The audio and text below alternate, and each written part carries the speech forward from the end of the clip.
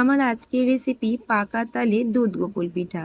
নমস্কার বন্ধুরা, আমি অসীমা। আমার আবার একটি নতুন রেসিপিতে আপনাদের সবাইকে স্বাগত জানাই। আশা করছি আমার আজকের রেসিপি আপনাদের খুবই ভালো লাগবে। রেসিপি ভালো লাগলে অবশ্যই একটা লাইক করে দেবেন। চলুন তাহলে রেসিপিটি বানানো শুরু করা যাক। প্রথমে আমি গোকুল পিঠার পুরটা তৈরি করে নেব। এখানে আমি তার জন্য একটি কড়াই গ্যাসের ওভেনে বসিয়ে দিয়েছি আর 1 বাটি পরিমাণে নারকেল কোড়া নিয়েছি। আর নিয়ে নিয়েছি এখানে আমি হাফ বাটি গুড়। আপনারা চাইলে চিনি দিয়েও বানাতে পারেন। গ্যাসের আঁচটা মিডিয়াম রেখে গুড়টাকে নারকেলের সাথে ভালো করে মিশিয়ে নিতে হবে। যখন দেখবেন গুড়টা নারকেলের সাথে ভালোভাবে মিশে গেছে তখন দেখবেন একটুখানি জলা জলা লাগছে। তার জন্য কোনো অসুবিধা নেই, গ্যাসের আঁচটা একটু বাড়িয়ে দেবেন, দিয়ে কিছুক্ষণ নাড়াচাড়া করতে করতে দেখবেন সুন্দর একটা পাক ধরে গেছে। তাহলেই জানবেন কিন্তু নারকেলের পুরটা এক্কেবারেই তৈরি হয়ে গেছে। নারকেলের পুরটাকে আমি একটা অন্য পাত্রে তুলে নিচ্ছি। এবার আমি ডোটাকে তৈরি করব। এখানে আমি ডোটা তৈরি করার জন্য ময়দা নিয়েছি। আপনারা চাইলে কিন্তু চালের গুঁড়িটাও ব্যবহার করতে পারেন। সামান্য একটু লবণ দিয়ে ভালো করে মিশিয়ে নিচ্ছি। এখানে আমি 1 বাটি পরিমাণে তালের পাল্প নিয়েছি। তাল যত বেশি পাকা হবে তত বেশি কিন্তু ভালো হবে আর কালারটাও খুব সুন্দর হবে আর খেতেও বেশ ভালো লাগবে। এখানে তালের পাল্প আমি কিছুটা পরিমাণে নিয়ে নিলাম আর ভালো করে ময়দার সাথে মিশিয়ে আমি মেখে নিচ্ছি। এখানে কিন্তু আমি কোনো রকম জল ব্যবহার করব না, অল্প অল্প করে তালের পাল্প দিয়ে ময়দাটাকে ভালো করে মেখে নিতে হবে। একবার এইভাবে পাকা তালের গোকুল পিঠাটা বানিয়ে খেয়ে দেখতে পারেন, খেতে কিন্তু ভীষণই ভালো হয় আর বানানো কিন্তু একেবারেই সহজ। আমি যেইভাবে বানাচ্ছি সেইভাবে আপনারাও বাড়িতে বানিয়ে দেখতে পারেন, খেতে কিন্তু ভীষণই ভালো লাগে। দেখুন অল্প অল্প করে তাল দিয়ে একটা ডো তৈরি করে নিয়েছি। দেখুন ডোটা কত সুন্দর হয়েছে আর কালারটা কত সুন্দর এসেছে। এবার এই ডো থেকে আমি বড় বড় করে লেচি বের করে নেব। এই যে ঠিক এইরকম লেচিগুলো আমি তৈরি করে নিয়েছি। চলুন এবার একটা লেচিকে ভালো করে গোল করে নিয়ে উপরে একটু ময়দা ছড়িয়ে দিয়ে একটু বড় করে বেলে নিতে হবে। খুব পাতলা করেও বেলিনি আবার খুব মোটা করেও বেলিনি, দেখুন ঠিক এইরকম করে বেলে নিয়েছি। এবার আমি একটা গ্লাস নিয়ে নেব। আমি এরকম একটা ছোট সাইজের গ্লাস নিয়েছি। আপনারা চাইলে কিন্তু একটু বড় মাপের গ্লাস নিয়েও কেটে নিতে পারেন। আমি এইভাবে দেখুন একটা একটা করে কেটে নিচ্ছি। আপনারা চাইলে একটু বড় করেও কাটতে পারেন, আমি একটু ছোট করেই বানাচ্ছি। সবগুলোকে একইভাবে আগে কেটে নিতে হবে। তারপরে একটার মধ্যে আমি এখানে নারকেলের পুর একটু দিয়ে দিলাম আর চারিদিকে একটুখানি অবশ্যই জল লাগিয়ে নিতে হবে। তারপরে আবারও একটা পাট বসিয়ে দিয়ে হাতে করে ভালো করে মুখটা যাতে মুড়ে যায় সেরকম করেই কিন্তু মুড়ে নিতে হবে। আর এই সিল করার কাজটা কিন্তু ভালো করেই করতে হবে, তা নাহলে কিন্তু ফেটে যেতে পারে। তারপর ঠিক দেখুন আমি এইরকম আস্তে আস্তে করে একটা ডিজাইন করে নিচ্ছি। এটা কিন্তু বানানো খুবই সহজ, যে কেউ দেখলেই আপনারা বানিয়ে নিতে পারবেন। ঠিক আঙুলে করে একটু করে খালি প্রেস করে দিতে হবে। আর দেখুন কতটা সুন্দর দেখতে লাগছে।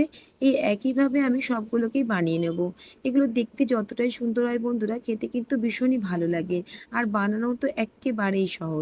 একটু ভালো করে আবারও মুড়ে দিলাম যাতে ফেটে না যায়। একইভাবে দেখুন আমি সবগুলোকে বানিয়ে নিয়েছি আর দেখতে দেখুন কতটা সুন্দর লাগছে। চলুন এবার এগুলোকে ভেজে নেব। তার জন্য গ্যাসের ওভেনে কড়াই বসিয়ে পরিমাণ মতন তেল দিয়ে দিয়েছি। তেলটাকে কিন্তু হাই ফ্লেমে গরম করে গ্যাসের আঁচটা মিডিয়াম করে দিয়েছি। মিডিয়াম আঁচে আমি এগুলোকে ভেজে নেব। প্রথমে আমি 3টে দিয়েছি, একেবারে অনেকগুলো দিইনি, তাহলে কিন্তু অসুবিধা হতে পারে। আর পিঠার মুখগুলো দেখুন ভালো করে মোড়া হয়েছে বলে একটাও কিন্তু ফেটে যাচ্ছে না। আর কতটা সুন্দর দেখতে লাগছে দেখুন। একটু সময় নিয়ে আস্তে আস্তে এই পিঠোপিঠ উল্টে পাল্টে লালচে লালচে করে ভেজে নেব। দেখুন দেখতে কতটা সুন্দর লাগছে, এগুলো ভাজা হয়ে গেছে। আবারও যেগুলো আছে সেগুলোকে আমি আস্তে আস্তে সমস্ত ভেজে নিচ্ছি। এই পিঠাগুলো দেখতে যতটাই সুন্দর হয় বন্ধুরা, খেতে কিন্তু ভীষণই ভালো লাগে। একইভাবে আমি সমস্ত পিঠাগুলো ভেজে নিয়েছি।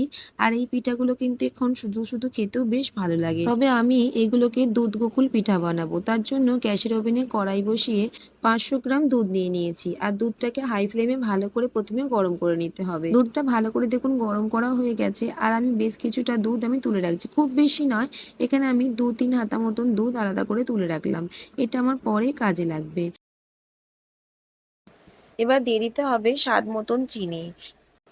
আমি এখানে একটা ছোট বাটি মেপে হাফ বাটি মতন চিনি দিয়েছি। আপনারা চাইলে কিন্তু এটা গুড় দিয়েও বানাতে পারেন।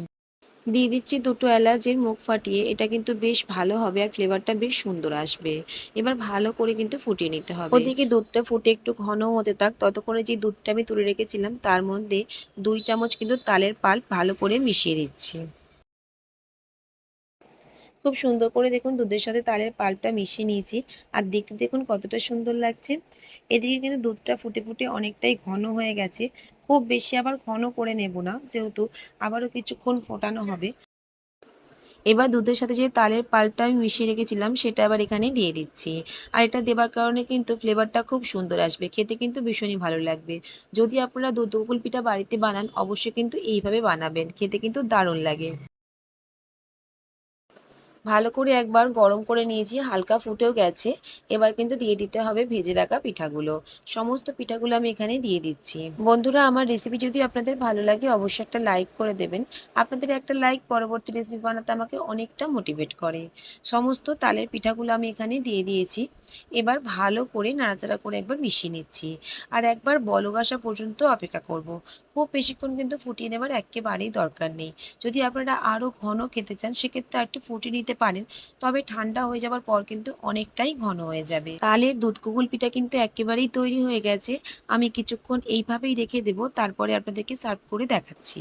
কিছুক্ষণ পর ফিরে এলাম, দেখুন কতটা সুন্দর দেখতে লাগছে। এই পিঠাগুলো বন্ধুরা যতটাই দেখতে সুন্দর হয় খেতে কিন্তু ভীষণই ভালো লাগে।